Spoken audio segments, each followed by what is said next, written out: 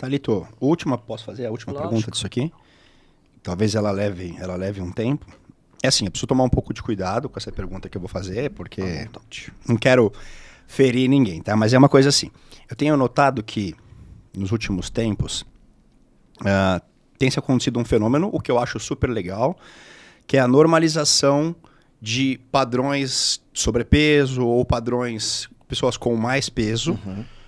E uma aceitação, o que eu acho ótimo, não é sobre estética que eu tô falando aqui, tá?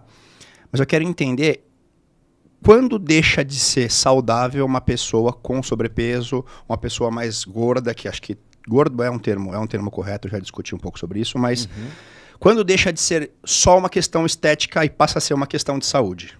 Quando eu tenho que me preocupar com isso? Vamos lá. Essa é uma questão que ela se assemelha, para mim, ela se assemelha muito à discussão eterna, que eu espero que não seja eterna, sobre transexuais no esporte, tá? Não estou comparando uma questão com a outra, estou falando que as particularidades da abordagem, elas são duas, tá?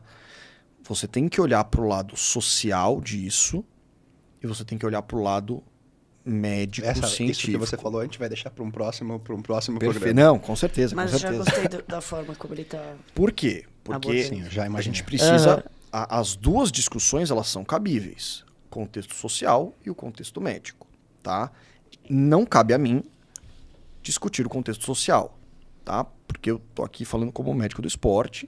Eu sou médico por profissão, não sou sociólogo, não sou, enfim, politicamente engajado.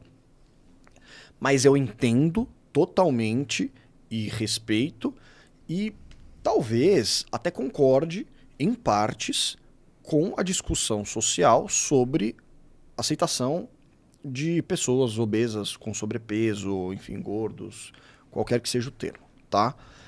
Por quê? Porque realmente essas pessoas sofrem preconceito. Preconceito é uma forma de agressão à saúde mental, né? Essas pessoas talvez sofram de saúde mental por conta da obesidade e isso pode ser um problema para elas, tá? Então, aceitá-las socialmente é uma coisa. Agora, aceitar sobrepeso e obesidade como uma condição não compactua em nada com saúde. Então, do ponto de vista médico, aceitar sobrepeso e obesidade não é uma opção. Quando eu digo que é uma opção, eu digo que os médicos não ficarão à vontade e não aceitarão que os indivíduos podem ter sobrepeso ou obesidade no contexto de saúde, tá? Por quê? Porque simplesmente o fato de você ser sobrepeso ou obeso aumenta muito os seus riscos de vida, tá? Doenças cardiovasculares, doenças crônicas como diabetes mellitus, a hepatite, a esteatohepatite não alcoólica, né, que é o fígado gorduroso, dislipidemias, que são alteração, aumento do colesterol, do triglicerídeo, cânceres, tá? Sobrepeso e obesidade tem um aumento de risco de cânceres específicos, dentre uma série infinitas, né, possibilidades de risco. Risco ortopédico, então tem mais risco de ter lombalgia, de ter artrose, a gente falou aqui de problemas articulares. A lista é interminável, tá? Então qual que é o problema de você aceitar? Fala, não, tem... Existia muito uma discussão há uns 10 anos atrás de um contexto que começou a ser usado em inglês, que era o fat but fit. Ou seja, gordinho saudável. Isso é até uma coisa que a gente escuta muito quando a gente vai falar sobre isso, é assim, mas eu tenho um amigo que ele é obeso e ele fez todos os exames e ele tá tudo saudável. Normal. Perfeito. Ele não deixa de ter risco à saúde. Aumentado. E principalmente, se ele falar, mas eu sou um gordinho, mas eu sou forte, eu não tenho dor no joelho, eu não tenho dor no ombro, tudo bem.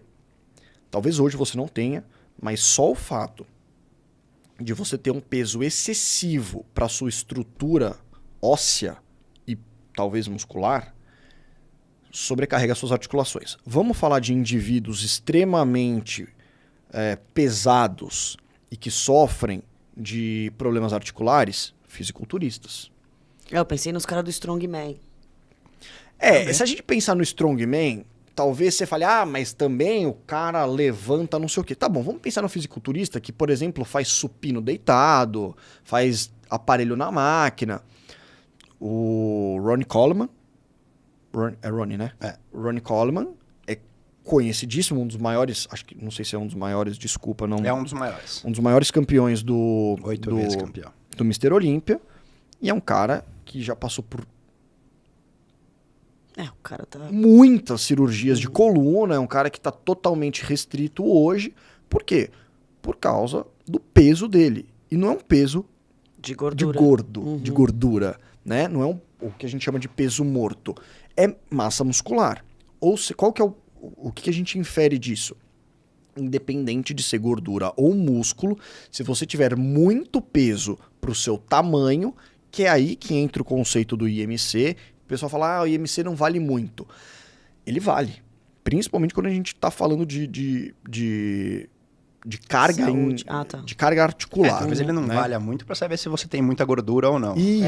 É isso. Mas para essa questão de saúde, ele tem os seus méritos. Porque o nosso corpo ele tem uma estrutura para aguentar. E ele aguenta até certo peso. Tá? Então, independente de você ser um gordinho saudável, ter muita massa muscular, você vai ter talvez um risco maior. Não estou falando que você vai ter artrose, mas você tem um risco maior de desenvolver artroses, tá?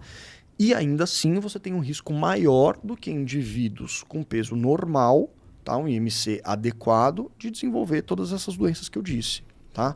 Qual que é o mecanismo disso? Primeiro, tecido gorduroso, ele gera inflamação. Sim. Tá?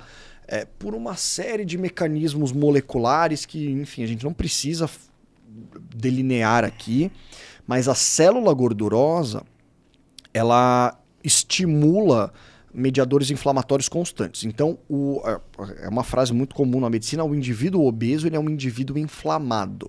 Tá?